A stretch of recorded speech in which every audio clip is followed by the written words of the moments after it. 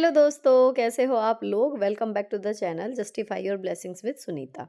अब ये वाले जो कपड़ा है, जो आपने अभी इंट्रो में फ्लोर सोफ़ा देखा है, उसका मैंने बनाया किस चीज़ से है। तो ये कपड़ा था जी, मैं घंटाघर से लाई थी और ये क्लिप मेरे ब्लॉगिंग चैनल की है, इसलिए बातें अलग चल रही हैं और आवाज़ मेरी आपको अलग आ रही होगी, क्योंकि वहाँ की बातें कुछ अलग तरह से रहती हैं।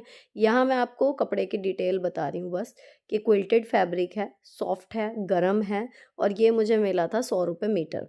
तो दीवान की चादर के लिए यूजुअल में हमें चाहिए होता है 2.25 मीटर, लेकिन मैं लाई थी 2 मीटर, क्योंकि इसका अर्ज जो है वो बड़ा है और मेरा प्लान है कि मैं इससे कुछ फ्रिल्स या फिर फिटेड वाली बेडशीट जो है थोड़ा बहुत स्टिचिंग का काम करके बनाऊंगी।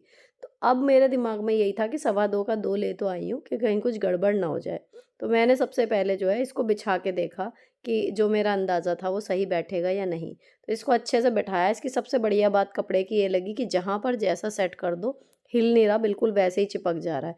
अब ये जो सामने की तरफ वाइट कपड़ा दिख रहा है ना पलटा हुआ, ये सब एक्स्ट्रा है, तो इससे मेरा बॉर्डर बन जाएगा। अब प्लान है इसमें थोड़ा सा कुछ कॉन्ट्रास्ट डालने का, कोई और कपड़ा कलाकारी अपनी दिखाने का।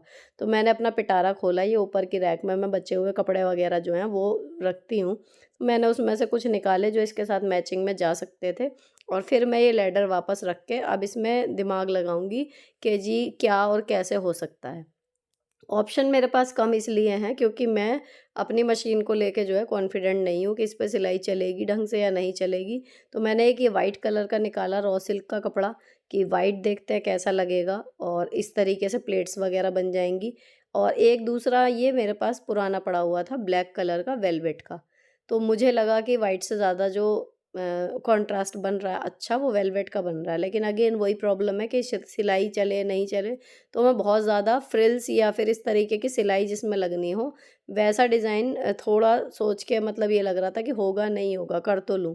तो मैंने 2-3 तरीके से लगा के देखा और फिर फाइनली ये हुआ कि भाई सिलाई पे रिस्क लेने से अच्छा सिंपल सा कुछ बनाते हैं, ताकि कम से कम जो है वो रिस्क रहे और सिलाई आ जाए। अब बात करते हैं कि अगर हमें सिंपल ऐसा बेड का फिटेड कवर बनाना है तो उसके बेसिक्स क्या हैं। सबसे पहले जो ऊपर का हिस्सा है ना, उसकी मेज़रमेंट आप ले लो।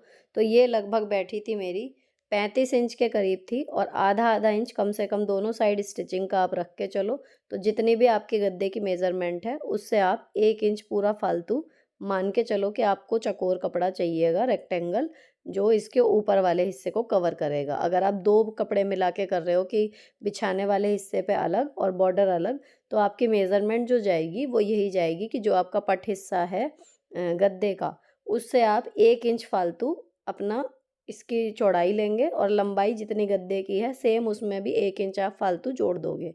तो यहाँ 2 मीटर कपड़े में डबल बेड के ये जो गद्दे थे, इनकी लंबाई एग्जैक्ट फिट बैठी, और चौड़ाई में 36 इंच के बराबर का नाप के एक्स्ट्रा कपड़ा मैंने कट कर दिया।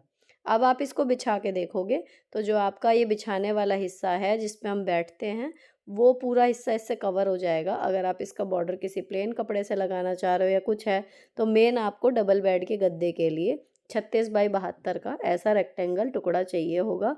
उसमें आपका ये ऊपर का सरफेस कवर हो जाएगा। अब ये जो एक्स्ट्रा कपड़ा बचा है, इससे मैं बनाऊंगी साइड की पट्टी। साइड की पट्टी के लिए मोटाई आपकी चारों तरफ से सेम ही रहनी है। तो आप एक साइड से नाप लो कि दोनों गद्दे मिला के आपकी कितनी इंच बैठ रहा है। तो ये 9 इंच है विद सिलाई के मार्जिन। उसके बाद आपको अगली नाप लेनी है चारों तरफ की मेज़रमेंट। तो आप एक चौड़ाई नाप ली आपने, अभी 36 नापी थी तो वो 36 बैठी है, और यहाँ से लंबाई नापी 72। यानी आपको दो तो 72 इंच की पट्टियाँ चाहिए और दो ही 36 इंच की, यानी 72 वाली 3। अब जो हमने कपड़ा काटा है वो लंबाई में से काटा है, 72 इंच की ये पूरी है, और एग्जैक्टली 27 इंच की इसकी चौड़ाई बैठी। तो 9-9 इंच मुझे चाहिए था, और 9 × 27 बिल्कुल परफेक्ट मेजरमेंट बैठ गया। 3 पट्टी मुझे चाहिए 9-9 इंच की, और ये वाली 72 में। तो जो 72-72 के 2 पीस हैं वो लंबाई में काम आ जाएंगे, और जो 72 का दूसरा तीसरा आखिरी पीस बचेगा वो हाफ हाफ करके चौड़ाई में 36-36 इंच में डिवाइड हो जाएगा। तो कहने का मतलब 2 मीटर कपड़े में बिल्कुल ना तो एक भी कत्तर बची और ना भी 1 इंच का कपड़ा मुझे कम पड़ा। एग्जैक्ट पूरा पड़ गया, लेकिन हर बार ऐसा नहीं होता। तो अगर आप लेने जा रहे हो, थोड़ा सा आप मेज़रमेंट घर से करके चलो कि हाँ भाई, ये मुझे इतना चौड़ा हिस्सा जो है वो बिछाने वाले एक टुकड़ा चाहिए और इतनी मेरे को लंबाई में पट्टी चाहिए।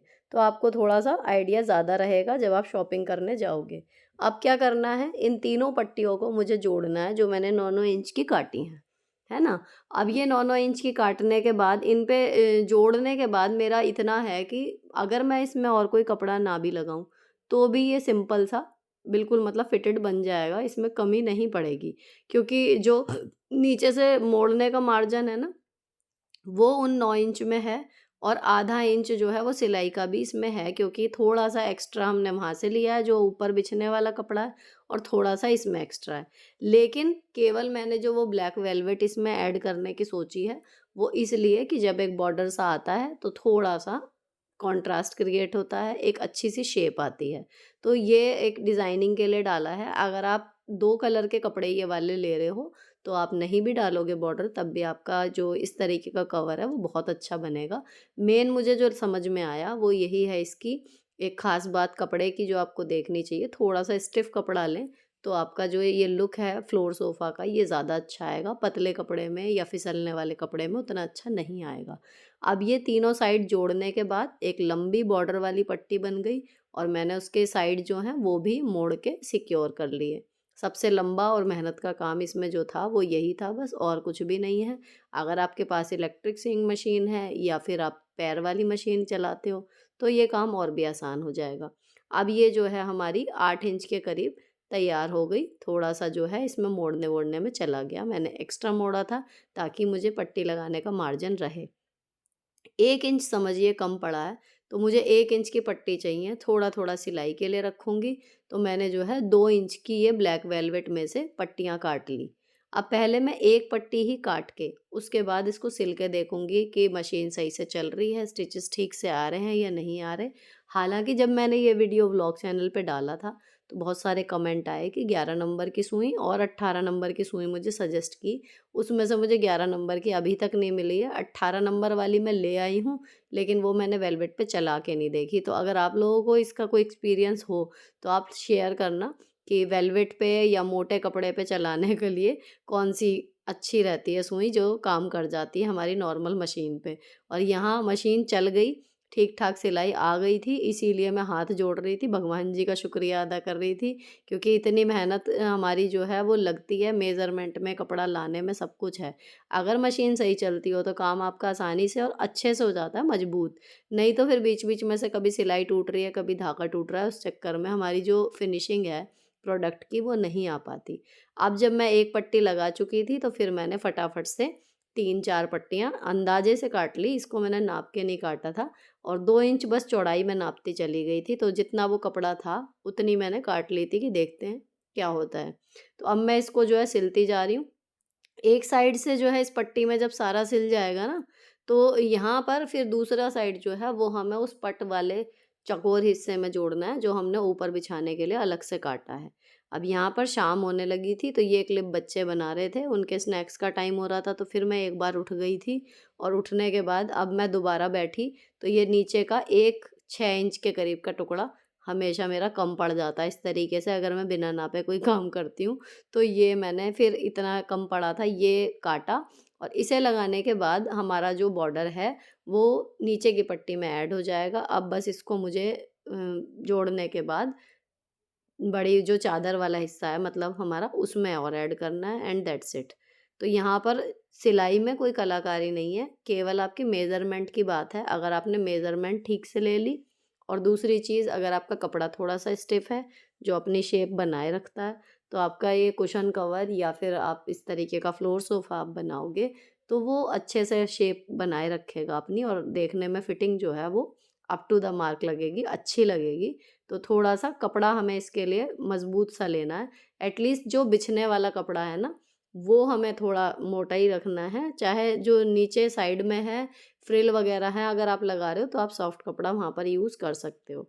अब ये जब पूरा बॉर्डर तैयार हो गया तो मैंने अपनी बेटी से ये चादर वाला ऊपर वाला हिस्सा भी मँगा लिया। अब इसको इसमें रख के बस ऐसे जोड़ते चले जाएँगे।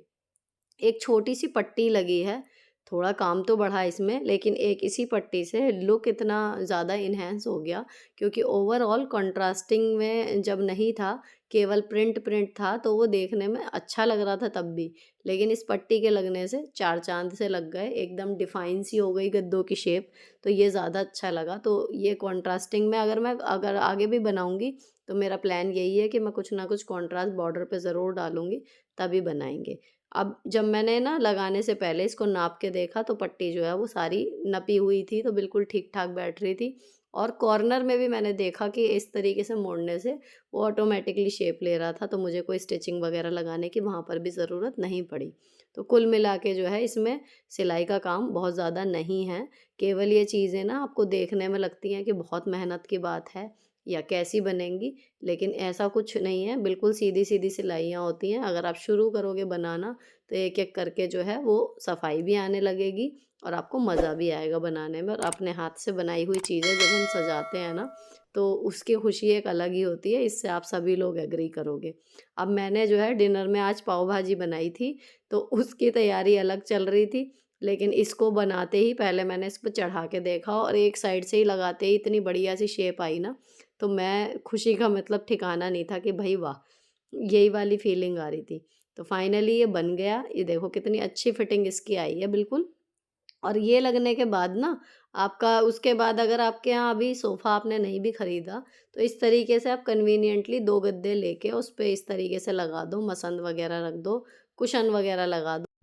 तो भी आपका कोज़ी सा एक लिविंग रूम जो लुक है वो क्रिएट हो जाएगा। और जब आपका मन करे, जब आपको लगे कि हाँ, आप सोफ़ा परचेज़ कर सकते हो, तब आप सोफ़ा परचेज़ कर लो। लेकिन ये एक अच्छा-सा मतलब यहाँ पर सिटिंग अरेंजमेंट हमारा हो गया, जो बहुत ज़्यादा यूज़ होता है। बच्चे बैठ के खाना यहीं खाते हैं, टीवी यहीं देखते हैं। तो सबसे ज़्यादा खुश भी बच्चे ही हैं। अब ये रनर वग़ैरह मैं हटा दूँगी, आपके लिए एक अच्छी-सी फ़ोटो खींच पाऊँ इसलिए रखा था। बाकी ये वीडियो यहीं पर ख़त्म होता है। अगर यूज़फुल लगा हो तो चैनल को सब्सक्राइब किए बिना मत जाना। मिलती हूँ आपसे नेक्स्ट वीडियो में। Till then bye bye. Stay beautiful always.